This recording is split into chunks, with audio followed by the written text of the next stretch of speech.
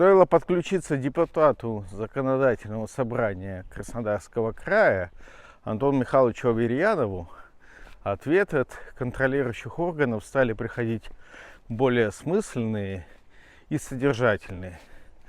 Я приведу здесь скриншоты самых таких вот осмысленных ответов. Ну, давайте в порядке убывания, скажем так, смысла.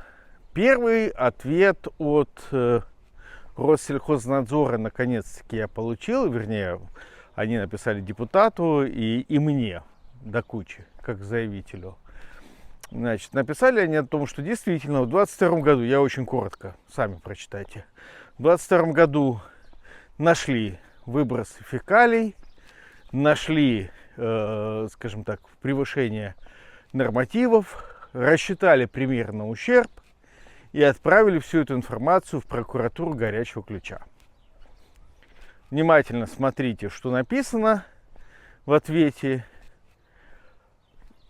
У меня первый же вопрос: а чего прокуратура-то не ответила? Ни мне ничего не сообщила ни в 2022 году, ни, соответственно, в 2024 году, когда я повторно запрашивал, что произошло и какие изменения в ситуации. Прокуратура почему-то решила промолчать. Второй по осмысленности ответ Минприрода мне прислала, Краснодарского края. И этот ответ смысла такого, что да, нарушения есть, но мы не можем понять, кто является виновником этих нарушений, ну, как будто это так не очевидно. И вот здесь земля лесная, а вот здесь не лесная, а сельхоз, а мы туда не имеем права заходить. То есть, по сути, они говорят о том, что мы все понимаем, но ничего сделать не можем. Почему?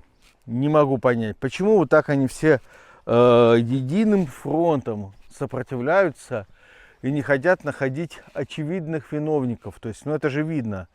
Вот колодец водоканала, вот из него текут фекалии, попадают на землю сельхозназначения, потом на землю населенных пунктов, потом лесного фонда и вытекает в Псикупс. Почему-то в ответах они пишут, что мы не видим, что оно течет в Псикупс. Ну только слепой может не видеть, что это все вытекает в Псикупс. Ладно, там в районе места, где старый подвесной мост вытекает, там может быть не так заметно. Но около Кирпичной 12 там невозможно не заметить ни по запаху, ни по цвету воды. Что происходит иногда? Да, последний ответ я скажу и объясню, что происходит. А вы пока на меня подпишитесь, поставьте мне лайк или дизлайк. Если дизлайк, если вам нравится, когда фекалии текут в речке, напишите комментарий. И, пожалуйста, самая ваша главная поддержка — это распространяйте это видео по своим знакомым, по экологическим группам, по депутатам, потому что одного депутата мало, нужно, чтобы подключались многие депутаты, иначе и в этот раз это все останется безнаказанным. Что еще пришло? Значит, Министерство топливно-энергетического комплекса и ЖКХ Краснодарского края буквально скопировало ответ администрации Горячего Ключа о том, что это аварийный выброс, о том, что мы запланировали то, мы запланировали это. Ребят, мне вообще плевать, на что вы запланировали, что вы нет.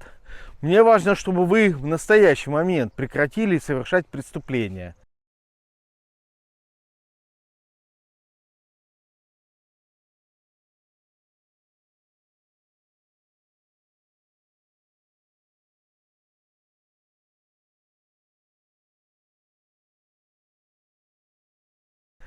Вот. То, что вы запланировали, знаете, это я тоже много чего запланировал. Как я уже сказал, Горячеключевская администрация написала очередную на деревню дедушки отмазку о том, что мы планируем то, мы планируем все, вот в этом году, вот столько туда, только сюда.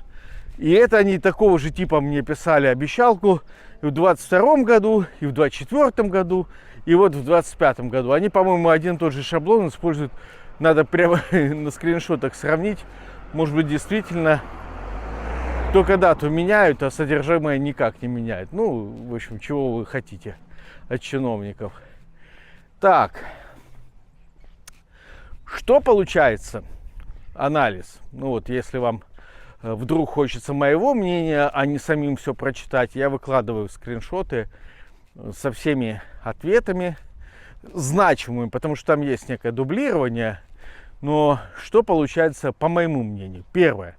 Если сравнивать ответы от разных ведомств между собой, то там прям видно, что одно ведомство видит слив фекалий в псикупс, другое ведомство не видит слив фекалий в псикупс, потому что это не их земля или что-то там еще, какая-то отмазка. Но по сути есть в переписке подтверждение факта того, что фекалии сливаются в псикупс.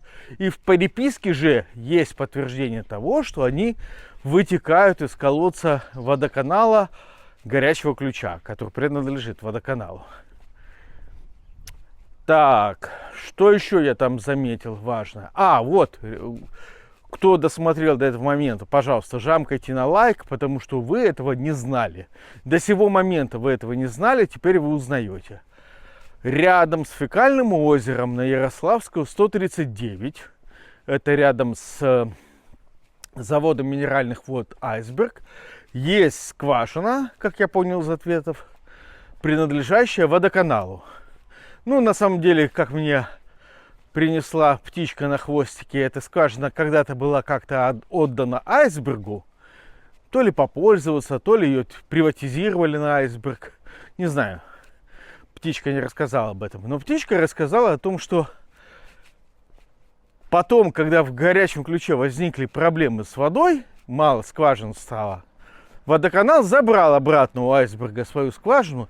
И вот эта скважина, может быть, это та, которая видна на съемках с квадрокоптера, то есть прямо вот напротив ворот Айсберга, с вот этого вот проезда, там есть такая будочка, и рядом с ней скважина. Вероятнее всего, речь идет о ней, и вот она находится в непосредственной близости от озер, растекшихся фекальных вод. То есть водоканал Горячего Ключа, как я понимаю, в нарушение санитарных норм, не соблюдая охранную зону скважины, забирает воду из этой скважины и подает ее в систему водоснабжения Горячего Ключа. Что хорошего я вижу из ответов? То, что Айсберг берет воду для своей воды из других скважин. И я, честно говоря, их не знаю, где они находятся. Птичка пока мне тоже не сообщила об этом. Но, по крайней мере, в бутылку, как я понимаю, эта вода не попадает. И плюс Айсберг контролирует то, какая вода у них идет в бутылке. Ну, все-таки они коммерсанты. Наверное, они будут более тщательно относиться к тому, что они разливают. Им пищевое отравление массовое вряд ли нужно. А вот водоканалу я не верю от слова совсем. Но, тем не менее, это не снимает подозрения к Айсбергу. Может быть, я ошибаюсь, но мне кажется, по кадастровой карте завод минеральных вод Айсберг находится на земле сельхозназначения. Что мне кажется недопустимо. Но пока это вопрос открытый. По кадастру кажется, что это земли сельхозназначения. Надо проверять еще, смотреть, покопаться. Так, значит, Антон Михайлович Аверьянов. Прям я очень приятно удивлен его участием в этом вопросе. И он наверняка не меньше, а намного больше, чем я, сведущ в том, как умеют отмазываться чиновники. И просто так вот, так сказать, закрыть глаза, что ну, не смогла и не смогла, водоканал разливает фекальные воды несколько лет подряд. Явно птичка прислала видео, когда никакого дождика нету, никаких внешних осадков нет, а водой из коллектора залито так поле, что даже перетекает эта вода на проезжую вот эту грунтовую дорогу между Айсбергом заводом минеральных вод и насосной станцией. То есть мне кажется, что это может быть вот эта вот погодная причина, одна из причин. Но вторая основная причина в том, что система насосов не соответствует тому водоотведению, за которое, напомню, водоканал берет деньги с каждого вновь подключающегося на развитие инфраструктуры. Эти деньги наверняка разворовываются или используются не по назначению на покупку какой-нибудь там автомобильной техники понтовой. А насосы не справляются, что даже и в сухую погоду, когда не видно, чтобы лед таял или там дождь шел, вода из канализационного колодца на Ярославского 139 разливается так сильно, что затапливает даже проездную дорогу. О чем это говорит? О том, что труба, которая положена под дорогой диаметром примерно 50 сантиметров, не справляется с пропуском всей поступающей из канализации воды, и она вынуждена течь уже через дорогу прямо по проезжей части.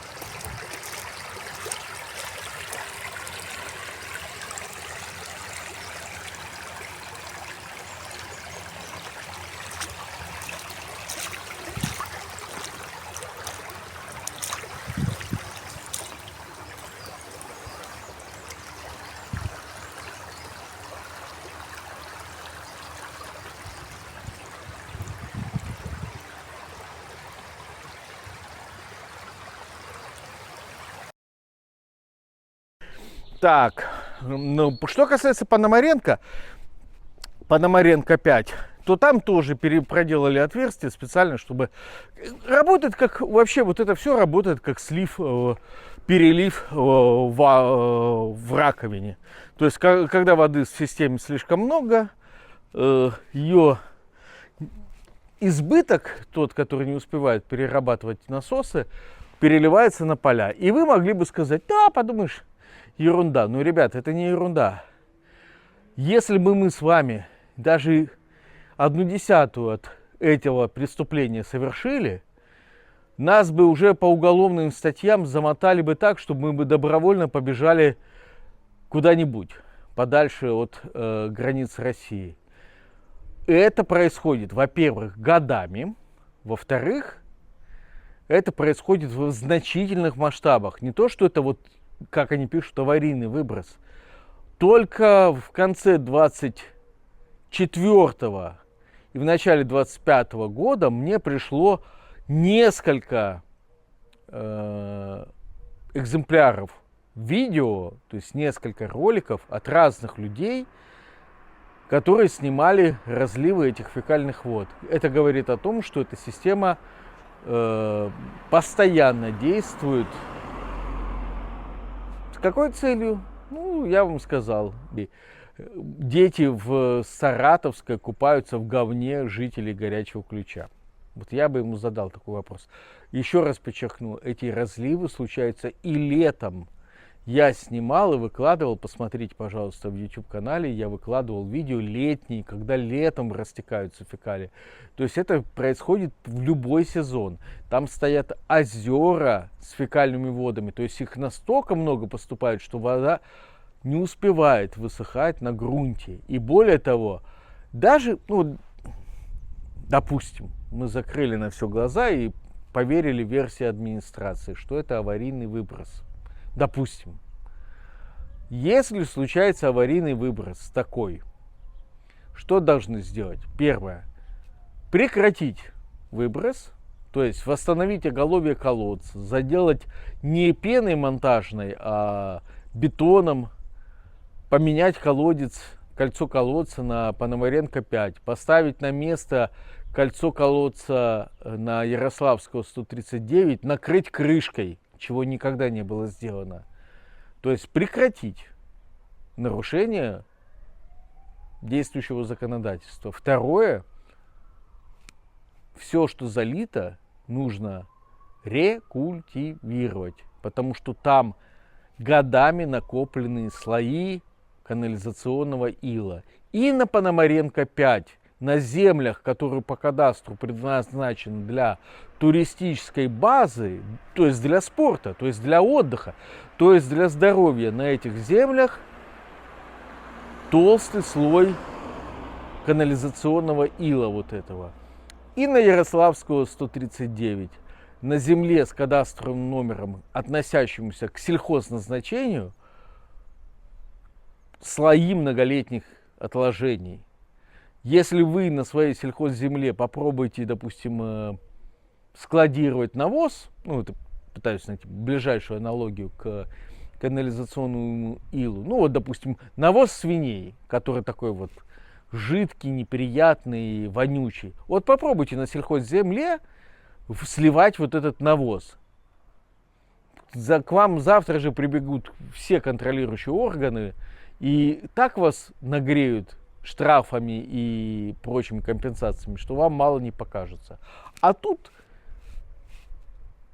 толстый слой, и никто не боится это продолжать делать. Даже когда я снимаю одно, второе, третье видео. То есть настолько обнаглевшие чиновники в горячем ключе, что они, зная, что ситуация вышла за пределы горячего ключа в конце 24-го, в начале 25-го года, зная, что я написал уже и в Адыгею, зная, что я уже написал и в краевые федеральные органы власти, они кладут на вас, на жителей горячего ключа, на жителей Кубани, на жителей Краснодара большой и толстый болт. И спокойно продолжают сливать фекалии вам на голову. Потому что это продолжается. У меня есть свежее видео.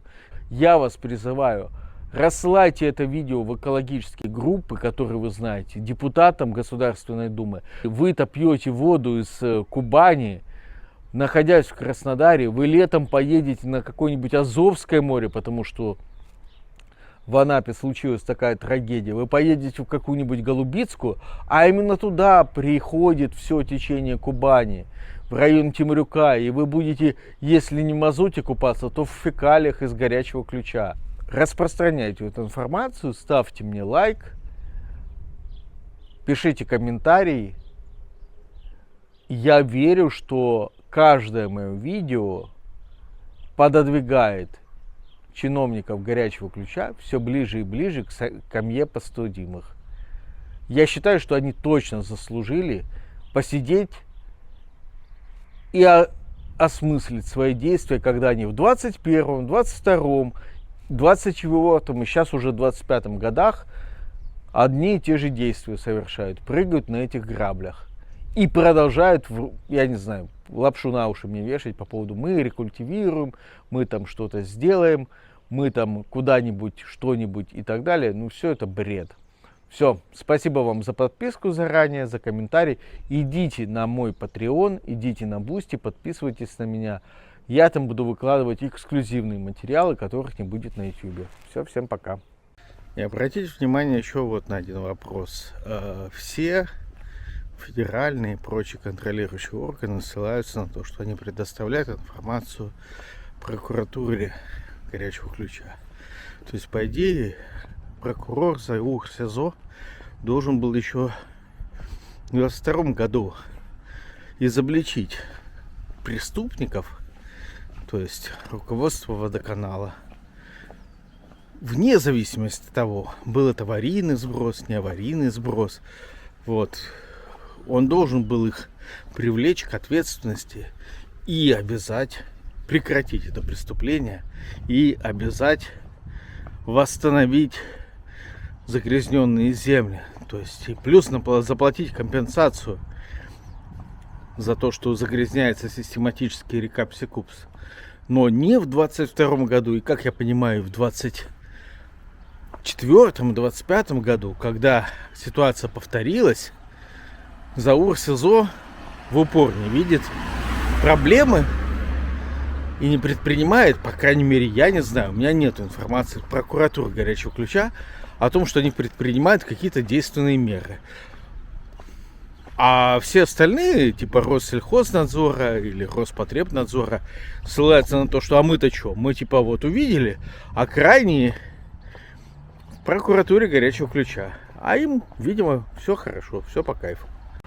И когда мне рассказывают о том, что прокуратура Горячего Ключа состоит в, ну, скажем так, приятельских отношениях, неформальных, с руководством водоканала, и я вижу, что действительно никаких действенных мер не принимается к ситуации, хотя уже больше месяца я огласке придаю вот это вот преступление, это не правонарушение, это преступление сопоставимого масштаба, значит, слухи имеют под собой основания. Почему прокуратура бездействует?